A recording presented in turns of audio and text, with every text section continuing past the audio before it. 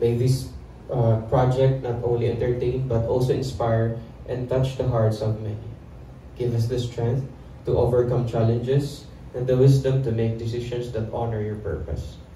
We entrust this to you, Lord. We honor you, we worship you. In Jesus' name I pray. Amen. Finally, marinig ko later lahat ng mga ini-imagine ko lang boses sa utak ko nung sinusulat namin nila Kiwi at ni Ashley yung series. It's very semi-autobiographical in a way. Yung experience kung sumali ako ng high school volleyball team no, 5 years ago. Years ago. So, bakit ko to naisip, bakit ko to nasulat? Kasi I feel like I've always been, I guess, an advocate of inclusivity.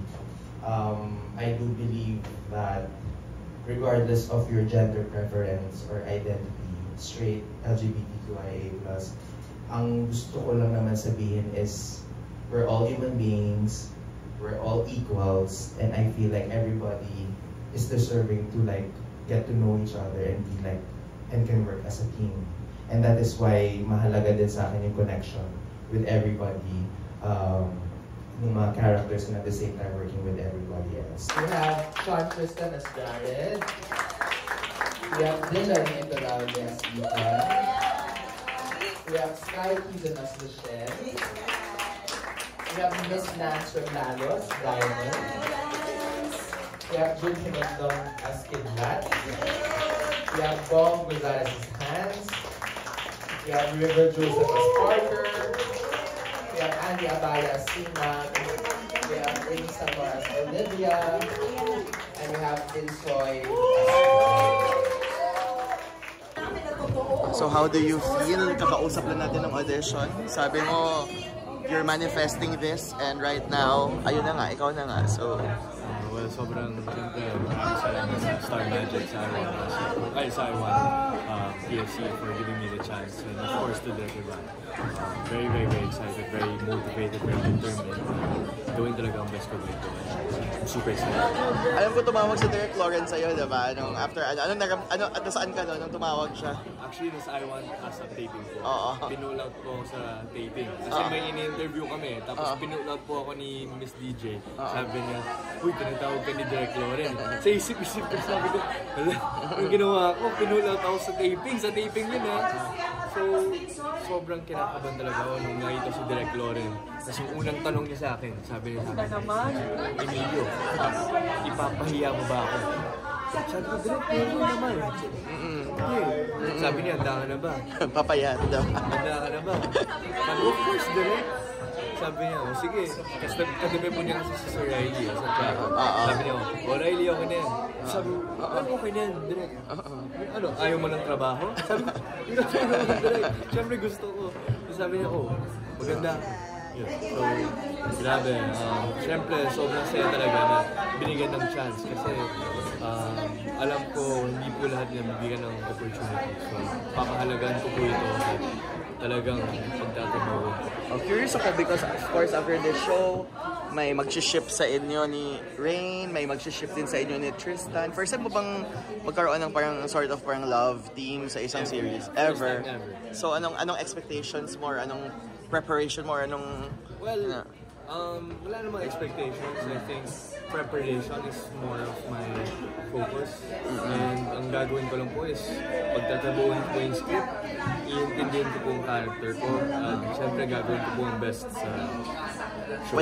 Wala namang magsaselos kung may mga kilig moments? Wala, okay. Okay, so aabangan namin yan, Emilio. Congrats! Dito na. Congrats sa Section E.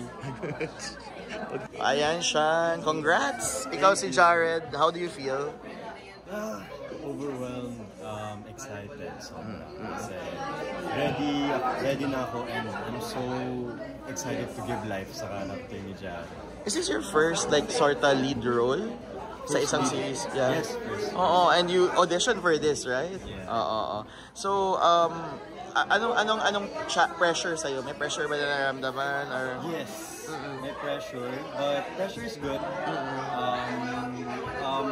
siya good pressure for me kasi I want to do good, I want to showcase what I can do, and this is my first time getting this complex of a character. So there's that pressure na talagang, you know, I give myself then. So that's that. Curious lang ako kasi syempre you're known sa social media. How did you start sa showbiz? Paano ka napasok sa Star Magic? Well, TikTok. TikTok talaga. TikTok is my biggest platform. Doon ako nagsimula. Parang I just posted videos po. And then I started doing live. Tapos nag-live po ako nun for the PBB Kumu.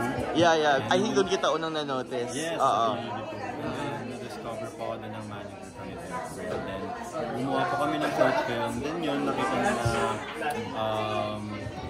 Sir Deo and Escape. Yeah. The rest is history. So you're, again, sa mga roles mo dito, you're sometimes, di ba, LGBTQIA talaga yung mga character mo, may mga partner ka. Paano to ngayon? Iba ang partner mo kay Emilio? May ilang factor ba? Or kaya naman? Well, me, I'm very professional naman when it comes to that. So I'm willing to work with anyone. And I'm really excited to work with Emilio.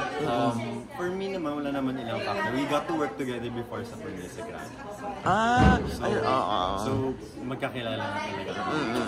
And we had a few talks about the project, and yeah, we're both excited to work on this. Okay. And the chemistry. Okay. Thank you, Sean. Ikaw na ang bagong BL icon ng Pinas. Baka ikaw na yung sa Thailand, parang ikaw na i-push mo. Yun na yung i-push mo. Kasi walang ibang actor na nagaganon ngayon, 'di ba, sa Philippines. That was my goal ever since. I really look up at BL projects, and I don't look down upon it. Thank you. Rain, vlog kita. Kamusta? Congrats! Thank you! So how do you feel? Paano mo nalaman? Kwento mo. I was crying in the movie already. Tapos I got a Viber message na I got it. Lalo lang ako umiyak. Sobrang sarap po sa feeling because it's my first lead. Yeah. And ever since I joined Binibining Pilipinas, I just really wanted to go back sa industry. So this is just the biggest blessing I've been waiting for since PBB days. I know you started sa PBB Ocho, right? Yes, PBB Ocho po. And then nag-try kang mag-Bini. Yes.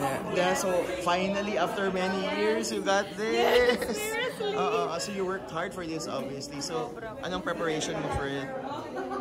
May preparation ka ba for the... Yeah, it's lots of training. I heard there's lots of training. Pero personally, I've been training a lot. Mentally, lalo po na... You're also a volleyball player naman. Yes, I really do play volleyball. So I'm glad na lahat ng mga intrams na sinalihan ko talagang nag-pay off siya. And I'm really glad that this role was mine. Kasi I really do love volleyball and I have such a fond heart for the LGBTQIA+ community. Kaya sobrang abangan ko talaga yun. Of course, pag nandito ka, you're going to be paired with Emilio. Are you ready for the... I'm sure may mag-ship sa inyo. Yeah, actually, I said din po kay Direk na out of all the people that I've auditioned with, he's one of the most people that I feel comfortable with. So I'm really looking forward to work with him. And ayan. Ano naman, meron na kayong bonding activity na iniisip for your chemistry or magsa-start pa lang kayo sa workshop? I think we are. We are starting workshops within this week and then we might hang out later, all of us. So ayun, looking forward to that. Thank you. Okay, congrats, Ray. Ay, wait, sasali ka, as a beauty pageant fan, sasali ka pa ba ulit ng beauty contest? Yes, this year I will.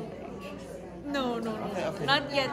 But another national pageant. I won't disclose it yet. I don't want to jinx it. Okay, so abangan natin si Rain. Yes, Alright. thank you. Thank you, Rain. Congrats again. Thank you.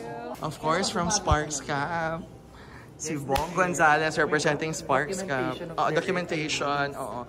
I know you're a volleyball player, so how do you feel na isang volleyball player ang role mo this time? Yes, actually yung role ko po dito, hindi daw marunong mag-volleyball.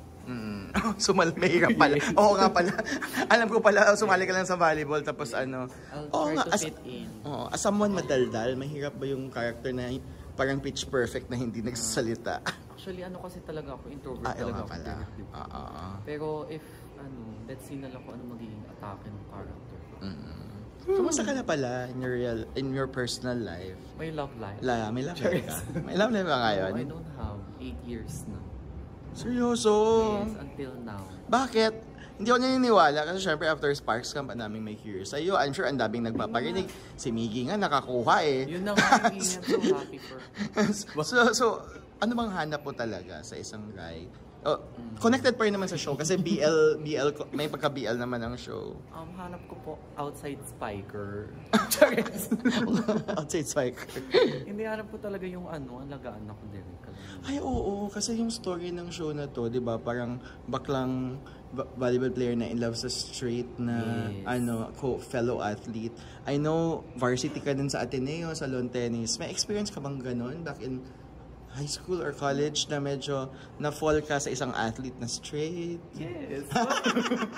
Siya ba yung sinunog mo? Kahit anong sport. Kahit anong sport. So, medyo athletic talaga yung preference mo sa isang lalaki. Nasa ako sa dating eh. Di ba yung mga athlete malalakas sa mga dating? Kaya doon ako nakukuha.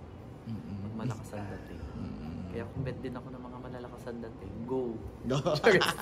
Thank you, Bong! Miss you! Thank you po.